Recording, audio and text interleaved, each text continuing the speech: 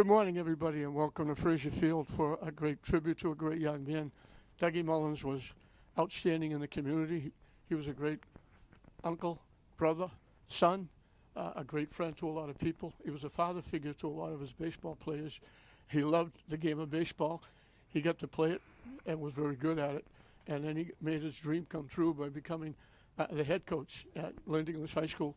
And that's one of the reasons why we're doing this tribute right here inside the third base dugout at Fraser Field. You can see the field behind me. This was his home.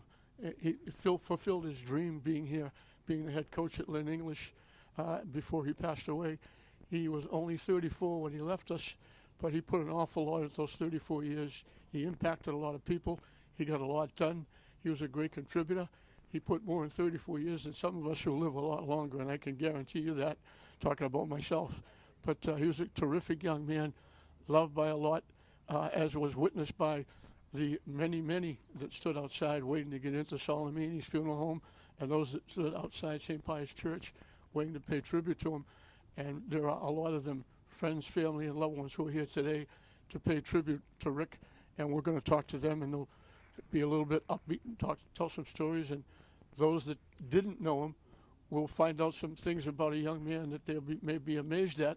Those that know him won't be surprised at all, but it'll be like a trip down memory lane. So we're going to start that right now with some guests that we have here.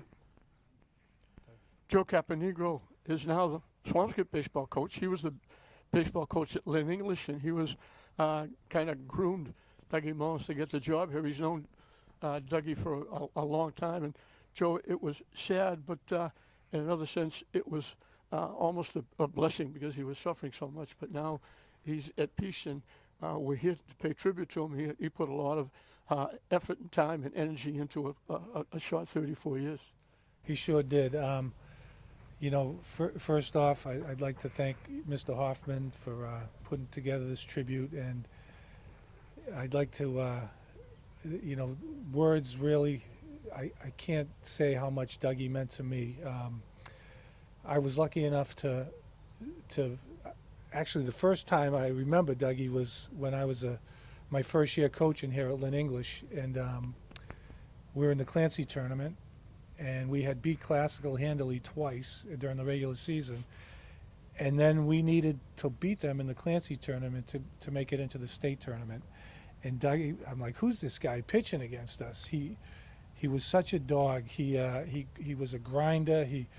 We had him in so much trouble throughout the game, but he beat us. He knocked us out of the tournament. So that was my first memories of Doug. And then fast forward probably 12 or 13 years, and I was looking for a guy to help me coach at English, and I have to thank Chris Carroll for this, the football coach and a former player of mine. He recommended Dougie, and I talked with him. I knew Dougie was doing a great job with the Legion program, and I was lucky enough to get him on board. And we were together for 2 years, and it was a great experience for me.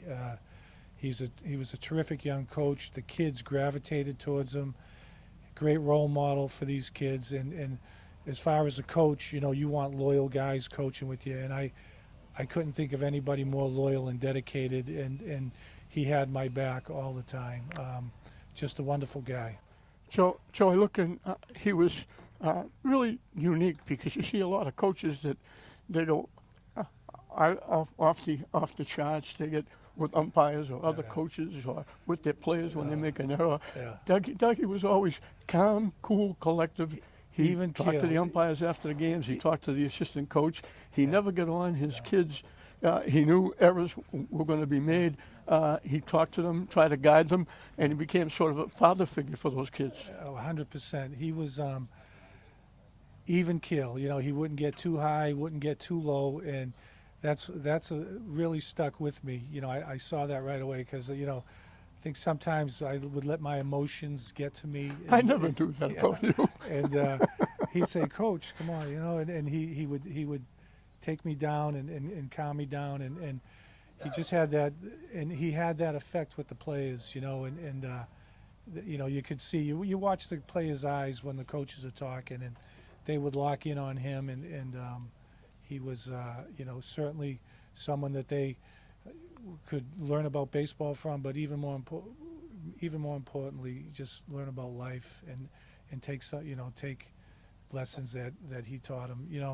I said this before, that he, in no disrespect to his girlfriend, but he's the kind of guy that you would like your daughter to bring home. He's just a wonderful young man. No question.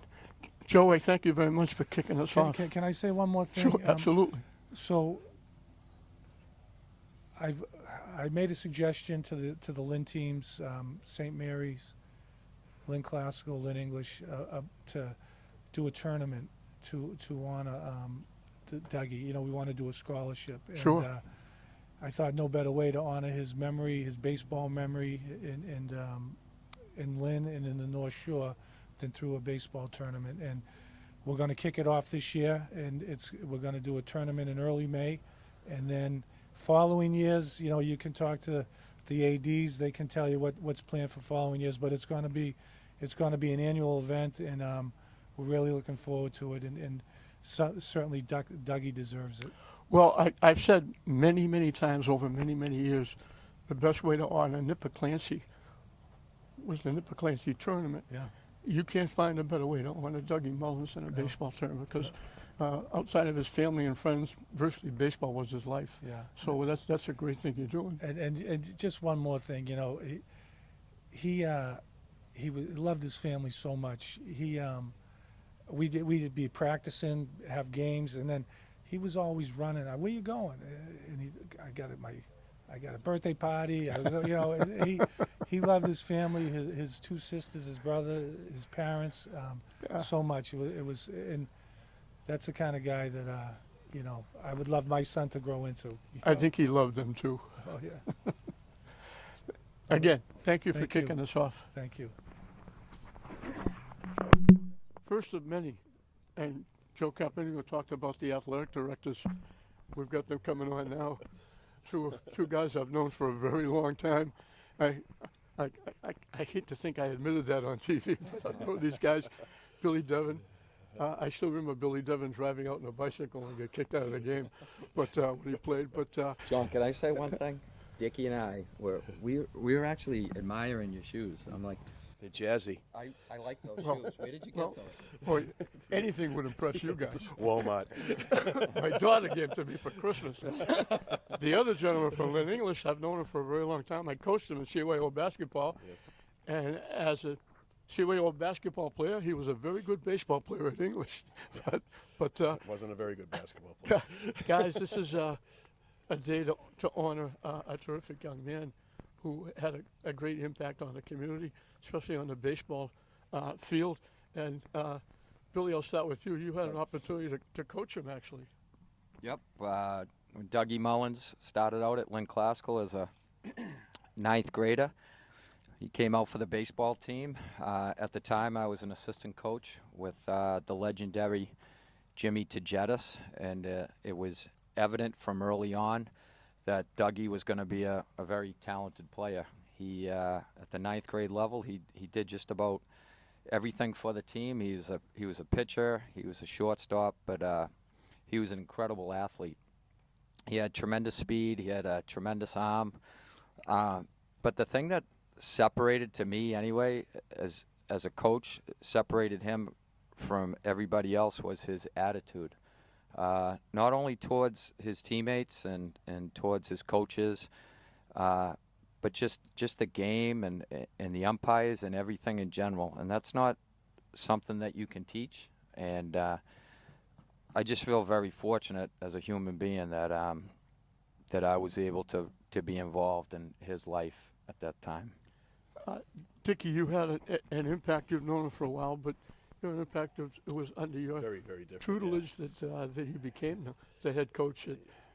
Joe said he recommended him, but Joe you recommended had him. to okay him. But so you've known him very well also. Yep, Derek Dana recommended him too.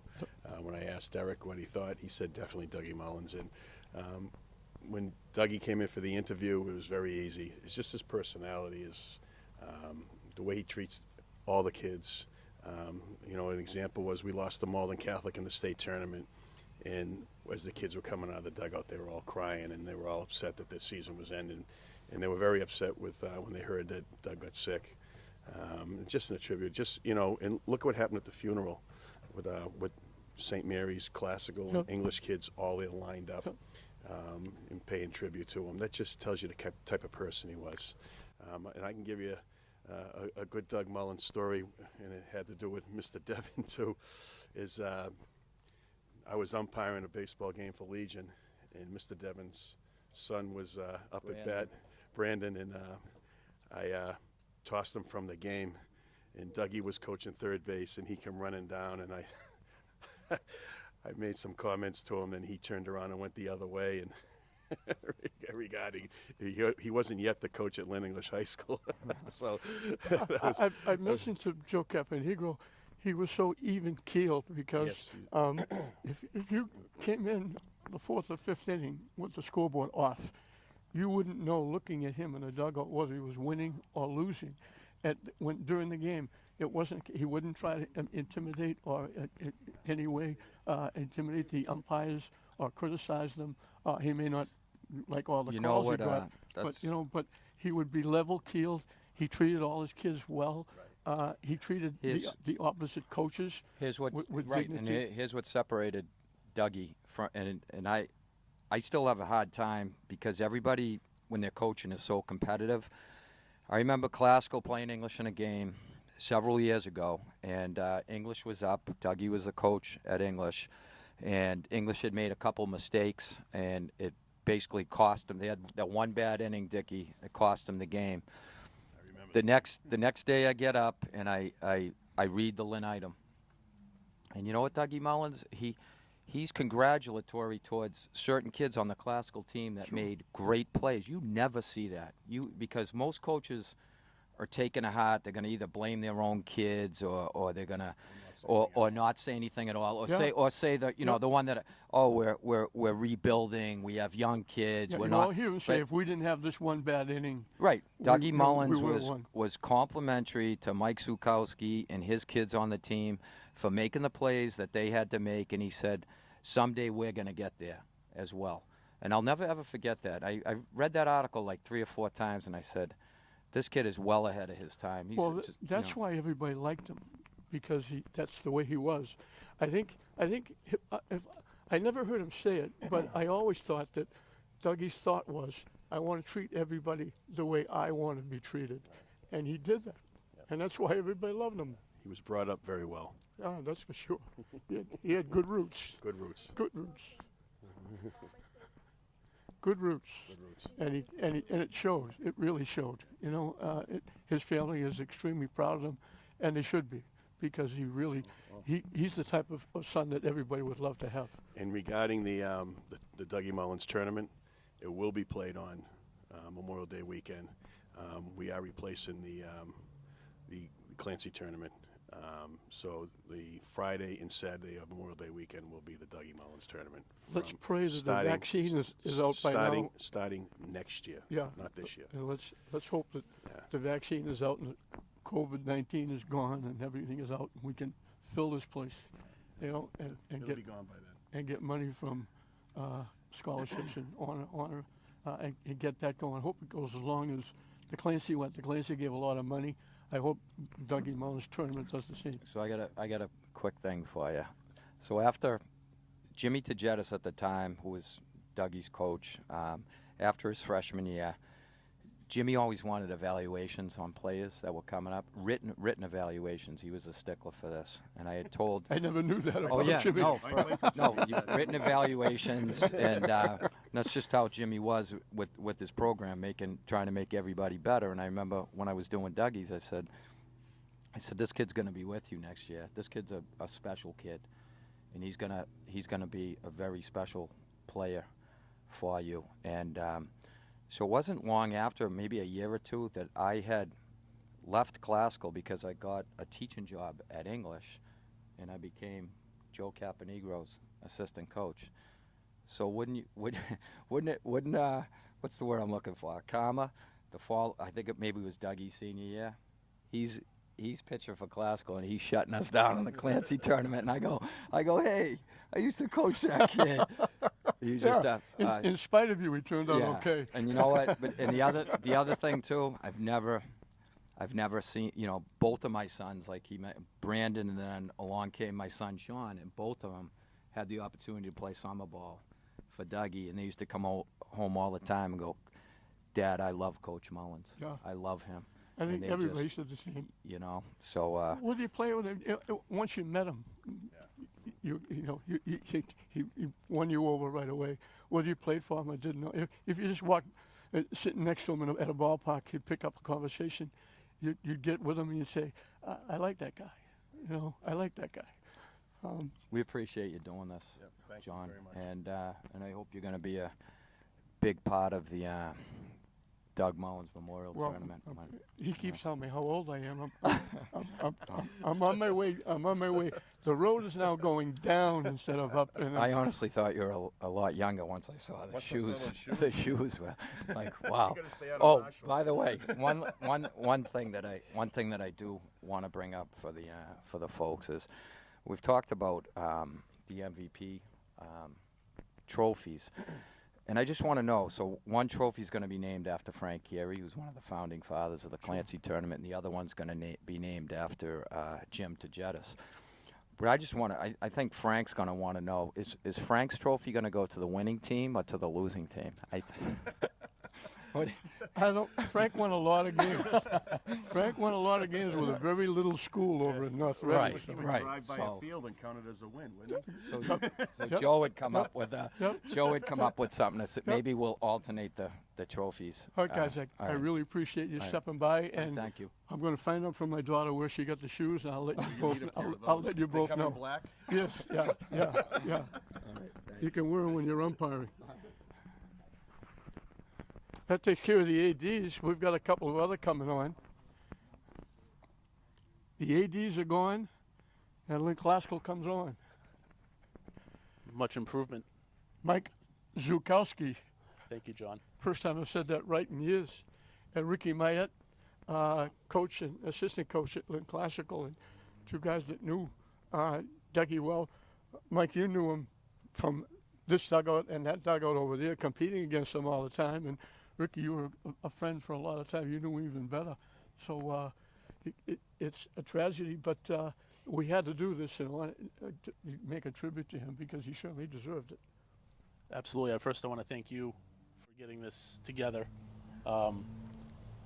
It's a great tribute to a great guy. I knew Dougie on a few different levels. Like you said, the coaching across the dugout. I saw him many times per season, and he was just a fierce competitor. Sometimes you go to a coach, and if they're having a down game or a down year, they want to give excuses like, "Oh, we stink," or I can't believe these kids did that. He never once would ever say that. It was always on him, the way he prepared his team, and it shows you what kind of person he was. Tiki Newton and Billy Devin just mentioned the fact that there were times when the item would quote him, and he would quote how good the other team was, rather than we didn't blow it. They played better. They made the plays. We didn't make the plays. That's not generally.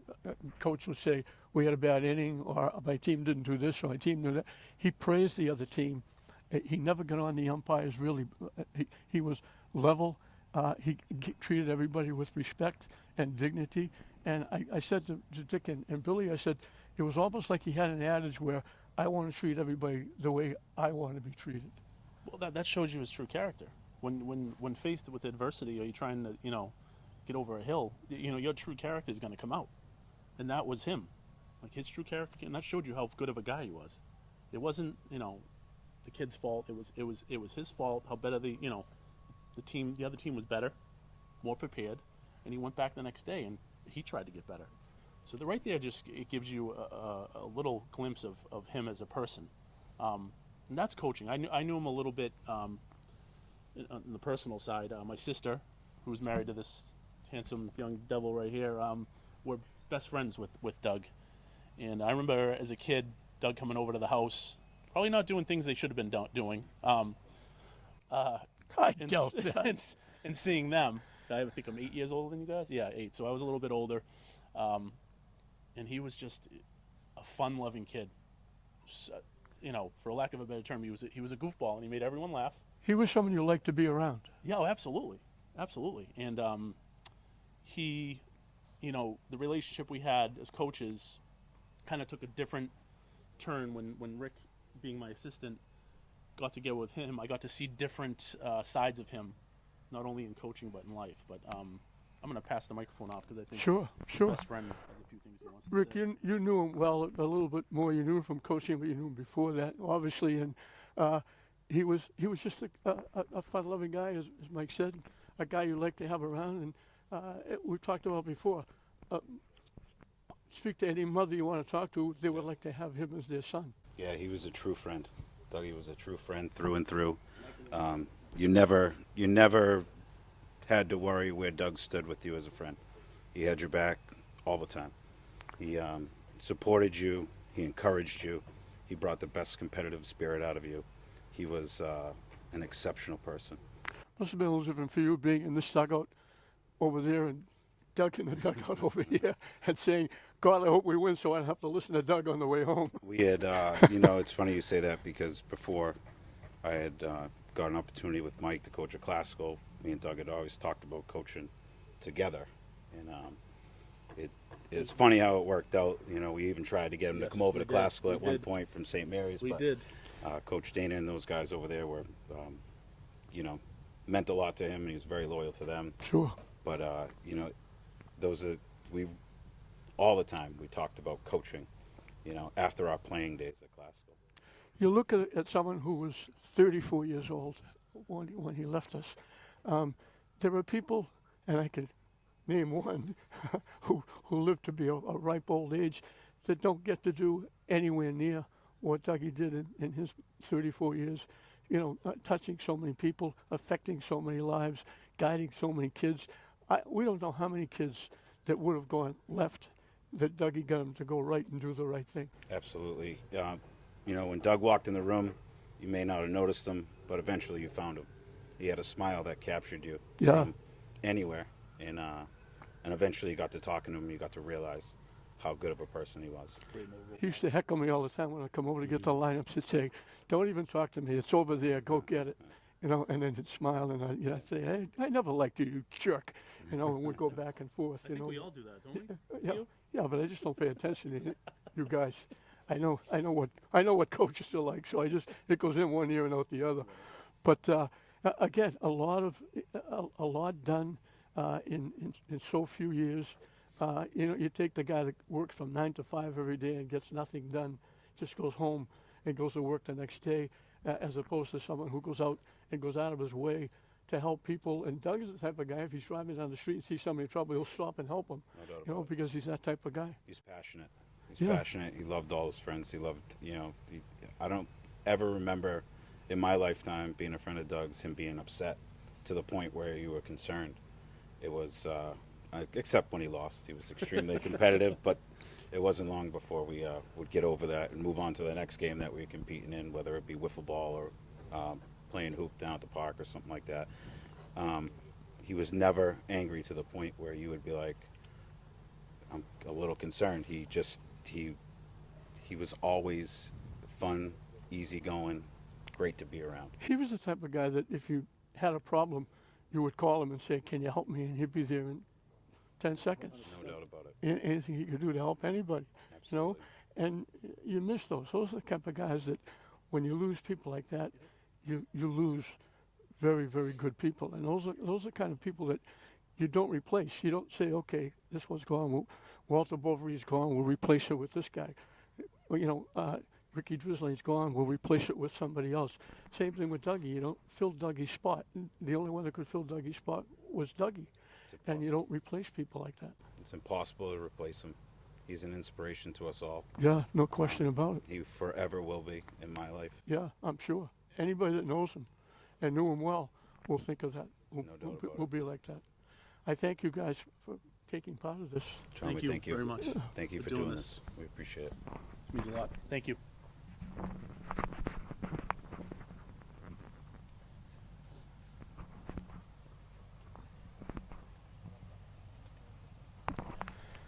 Stepping in, two pretty good athletes, pretty good coach. I can say congratulations for a state tournament in baseball. Derek Dana from St. Mary's. The other guy to his right is Eric McGrath. And when I called Eric the other day, I said, "This is a call from the past." I said, "You're probably out in the parking lot warming up to be the quarterback in the Gloucester game, Link Glasgow against Gloucester, because the quarterback got suspended." Eric came in and did a great job in the football game, and I hadn't seen him since then, but I've known him for a very long time. We're very good friends, along with Derek Dana. And thank you, too, for taking part in this. Thanks for having us. Appreciate it. Derek, you knew him probably before a lot of the people, because he was at St. Mary's first before he went anyplace else. Well, I knew Dougie as a coach. I coached with football and baseball at Lynn Classical, along with Eric. He's a great kid, funny kid. One of the kids that he would just come right back at you. One of the hardest times I ever laughed in my life was we used to do a DC trip with Coach Jettis for the baseball team, and the kids used to have to do skits. And we were in a ballroom. Ricky Mayette was there. These two come walking into the room. He's Coach Jettis, and Dougie was me. And back then, I used to have certain traits. I would have the Diet Coke. I would have the Copenhagen in my mouth. He even embellished a little bit, rolled up the sleeves, and they went on for like 15 minutes. I was laughing so hard. I never seen Coach Jettis laugh so hard in my life. Ricky was saying, he was scared that we were going to be running all day because we were laughing so hard, but they thought that there'd be payback. But for them to keep going, Dougie just sat there. He didn't even crack a smile. He just kept on going and going, and it was a great time. I really remember that. But that was really how it was really introduced to a young man that just had a great sense of humor. Mr. McGrath, you knew him very well. He was a teammate, but good friends as well. And it's always a loss when you lose someone like that, but it's always great that you get to know someone like that and get close to somebody like that. I know you were going to hit me with the emotional. I said I wasn't going to. I already get the ball in my throat. But so I go way back with Dougie to the Fay Estate days. He lived on Kevel Road, and I lived just a block away. I knew his brother Dave really well from, I think we were the St. Pius Spurs when we were like 6 or 7 years old, so that's how far back we go. And he's just he was a great friend. Coach Dana, we were talking over there earlier. I remember Coach Dana was looking, and I actually had forgotten this, he was looking for a coach for St. Mary's freshman team. Coach Dana had reached out to me, said, "You guys are getting older."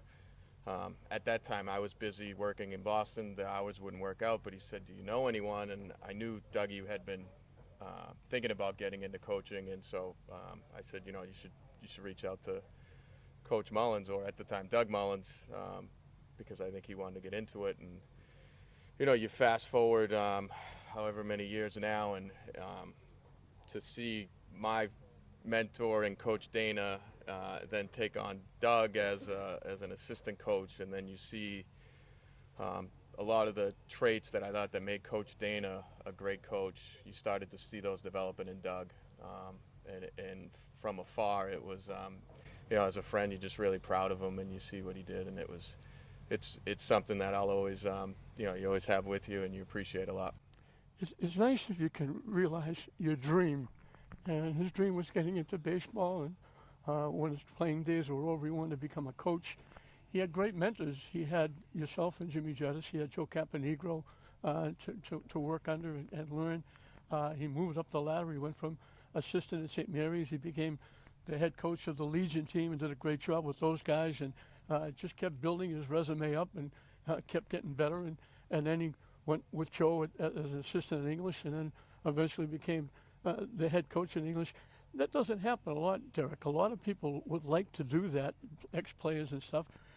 You got to be in the right place at the right time, and it just worked out well for him. He just moved up the ladder, and the tree just kept growing until he became a very good baseball coach here at Lynn English. Well, you're right. It doesn't always happen that way. But everybody who was involved with Dougie saw how important it was to him. The kids always responded well to him. Right away with my freshman class, all the freshmen, JV, varsity kids. He was up with us, and the 2015 run, and I remember, it was starting to get hot. We were playing East Bridgewater down in Brockton. Things had gone sideways a little bit for us, and he just walked up. This is first year coach, and he just walked up. He said, "Coach, just keep doing what you're doing. Stay calm, stay focused, because there was stuff going on." He goes, "Just keep leading them." And I thought that was, That's what you usually do to the Right. assistant coaches. but I thought that was very mature of him I at that guess. time. So I knew he was going to be a good one. Absolutely knew it was going to be a good one. Eric, he had so much of an impact on so many, and it doesn't normally happen. You have to be around usually for a long time to get to know a lot of people, to have an impact on a lot of people. He put an awful lot into 34 years. He touched a lot of people, as was witnessed. The crowd at solemn meetings, the crowd at the church, the people coming here to take time to do this. That doesn't happen like that. And for him, it did, because it just came natural to him, and he took over everybody he met, and they wanted to be with him. Yeah, absolutely. The last few weeks, it's been tough for a lot of us, but I think, a lot of the things that you also look at is the city coming together, the tribute that they gave Dougie. I think of some of his friends, Shane Seaman, he worked his butt off to support, to fundraise, Kevin Neary, Neil Dunlop. Friendship is something that, it's the most powerful thing in times of difficulty, and you really saw how much people love Dougie. And his family, I'm really close with, and they're great people, and I know that it's a difficult time, but the city's behind him and with him, and as you know, anything we can do to support and to make sure that Dougie's name lives on, I'm confident the city will do, and hopefully the name Doug Mullins will continue to impact people in his memory. Well, somebody said this to me a long time ago, that no matter how many years you live, if you can count the number of really good friends you have on one hand, the 5 fingers, if you have that many really good friends, then you've had a very good life. My way of looking at Dougie is there aren't enough fingers, because anybody he came anywhere near became his very good friend, and they knew that they could rely on him for anything. He would be there, have their back, whether it was family member, a friend, a kid he coached, a teammate, people he hadn't seen in years. If he got a call, he'd be there in a heartbeat, and that's the type of guy he was. And you dream about having a life like that. Unfortunately, it was cut very short, but to have a life like that, it says reams about Dougie Mullins. No, absolutely. He made a lot of us laugh more in 34 years than anyone else has ever made me laugh or ever will. That's for sure. That's for sure. I went through a lot of it right here in this dugout. Oh, yeah. That's one of the best things. That he could be down. He could be ecstatic. He really didn't change his emotions. I mean, he would bust your chops. Actually, I used to enjoy it, especially during baseball season. During the game, practice, he'd call, text, whatever. No matter what the situation was, it was always sarcasm and some humor involved with it. So that's what I really miss the most, is just talking and engaging with him. Tough. Well, I said before, Derek, you can appreciate this. When the scoreboard is off, if you walk in and it's the 4th or 5th inning and you look into the English dugout, you wouldn't know whether he was winning or losing. No. Because he had that level atmosphere, and he was just, he knew. And there were games where where I look and say to myself, I'd say, this game is over, they're done, and all of a sudden they make a big comeback, and his kids would fight hard. They never quit. The kids fought for him, all the time. They were a team that played 7 full innings, whether they were winning or losing, and I saw them come back a lot of times from games that they're out of it, but they came back and won it, and he would be just ecstatic if they came up short. The fact that they tried and made the comeback, even if they were short, but if they won, it was even more ecstatic. But that's the type of player he was, and that's how he guided his team. And I think they all got. I said before, we don't know how many kids were going to the left, and he brought them back to the right. Absolutely. He's gained a lot of kids that put him on the right track, and I know he got some of his kids in colleges. I know he worked hard with the kids. Some of them didn't have families at home. He was a father figure to a lot of those kids. So huge impact by Dougie Mullins on so many. Yeah. You know, we only played against each other twice, both in the Clancy tournament. We used to get together and practice, go over game situations. We used to enjoy that. But like I said, just the interaction between me and him and the rest of the coaches, I just really enjoyed that. But like you said, going back to the kids, they wanted to play for him. So he was more concerned about, you know, they could win 9-1, but he was more concerned that, you know, it didn't get done the right way. All right, or if they did lose 3-2, he was happy with the fact that they did do things the right way. So that's what made him a great coach, and he's going to be missed. Made him a great guy as well. I appreciate the two of you taking the time to come down and do this. All right, thank you, John. Thank you.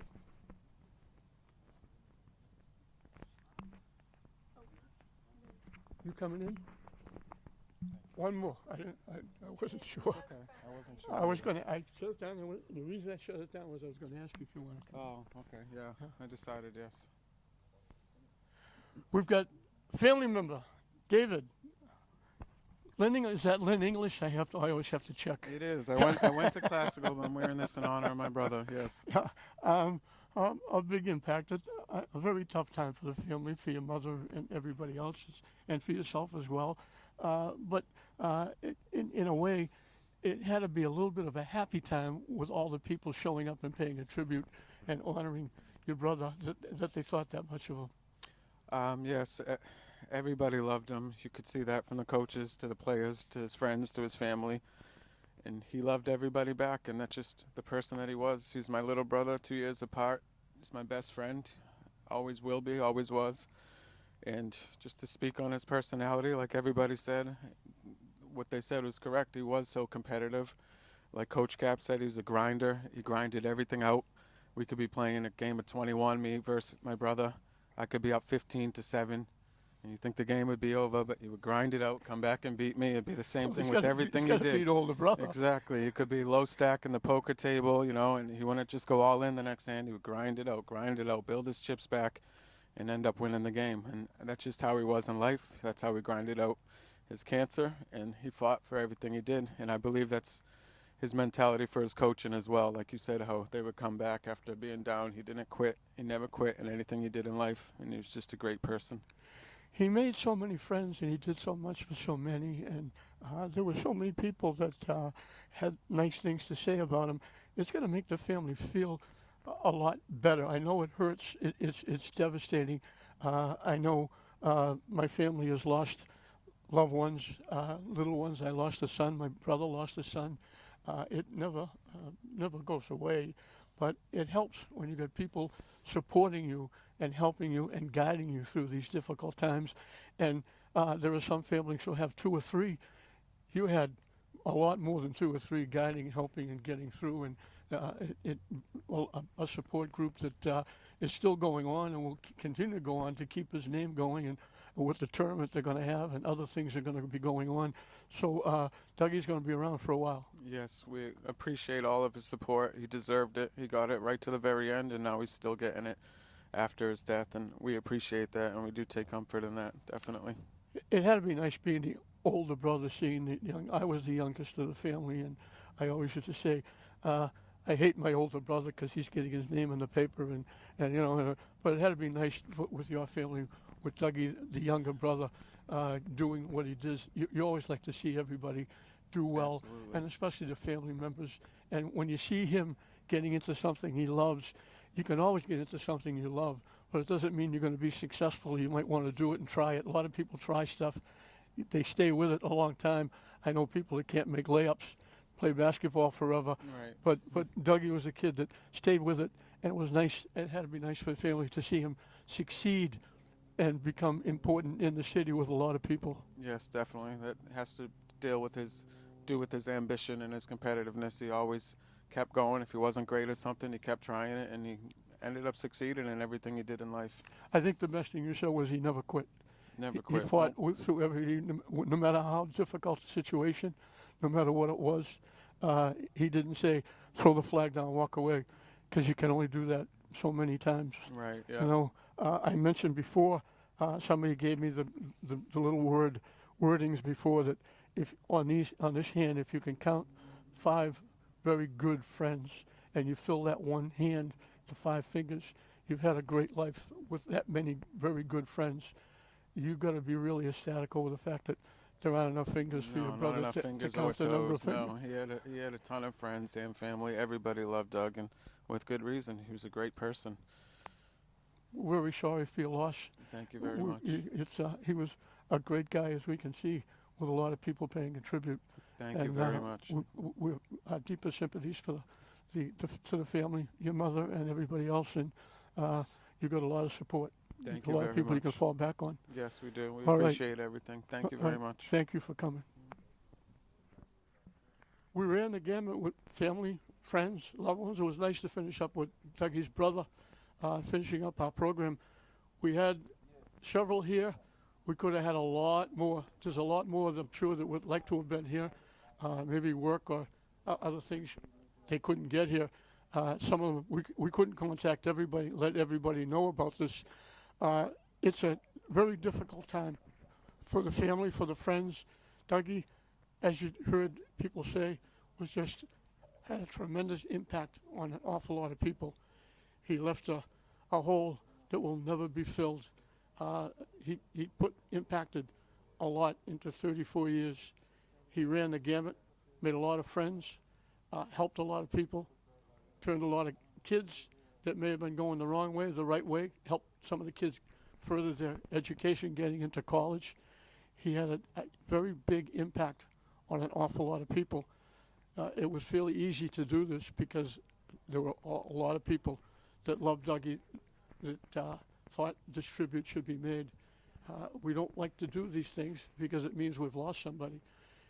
He only lasted 34 years. He suffered greatly at the end, and it's sort of a blessing that God took him. And now he's up in heaven, watching over, praying, protecting, and watching over his mother, his family, relatives, friends, and his name will be remembered for a very long time. He was a good friend of mine. He was a good baseball coach. He accomplished so much in 34 years that a lot of people don't get as much done living a lot longer.